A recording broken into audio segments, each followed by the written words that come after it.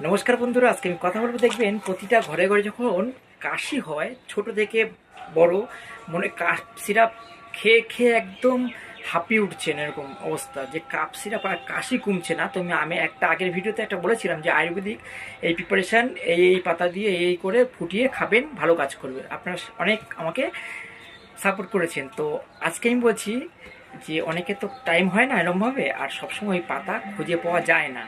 তো তাদেরকে বলি যে হিমালয় কোম্পানির একটা কাপ সিরাপ আছে, তার নাম হচ্ছে কফলেট। 100 ml দাম মাত্র 100 টাকা।